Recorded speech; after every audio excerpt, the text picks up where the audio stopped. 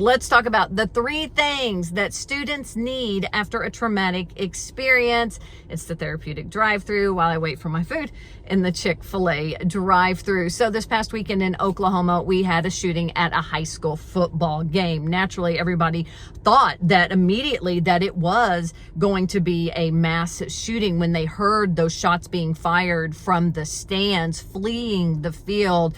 Very, very just a tragic situation. It ended up that it was actually a confrontation between 2 individuals that led to that shooting. But now you have students trying to go back to school. How do we play the next football game? Here's the 3 things that must happen after a traumatic event like this. Now, it's not just with school shootings. It also entails, workplace incidents, things on a much smaller scale as well. 3 things that have to happen. Number 1, you have to provide safety, okay? Students involved have to know that measures are being taken to provide them safety, okay?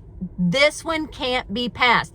This is number 1. For a reason. If you want to continue that healing process and get to that moment, then you have to start with safety. This is why we will probably see high schools kind of redesign their attendance policy on who can go to games. We'll see students, schools put in metal detectors that you have to pass through.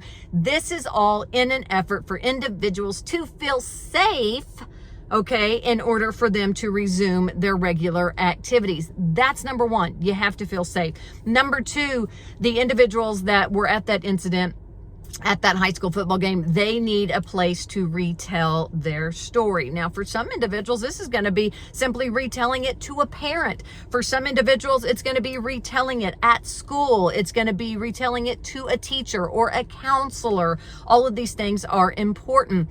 They must retell the story. Parents, if you have a child that went through something like this, allow them to tell the story over and over and over as many times as they need to. You want them to tell that story. Don't disregard it and be like, yeah, you told me, I know, you told me yesterday. No, let them retell that story, and you act like it is the first time you have ever heard that story, and you give them sympathy and compassion, okay? That is utmost importance, because we get into a problem period for people who don't tell the story, okay? Shame and silence, that is the PTSD starter kit, okay? So we want them to tell that story, and we want them to tell it as many times as possible.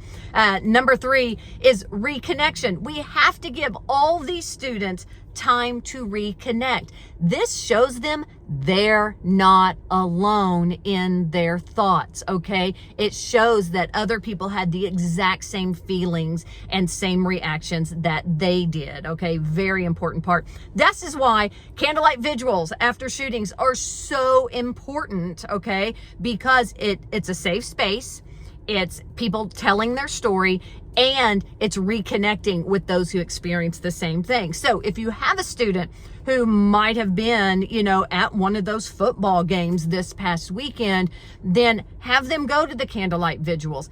Have them go to the next football game that is played, because that is where you will feel that reconnection from everybody as they come back together. Have them go to school this week. Talk to the counselors. Talk to other students. That is essential to start this healing process. There you have it. That's the Therapeutic Drive-Thru.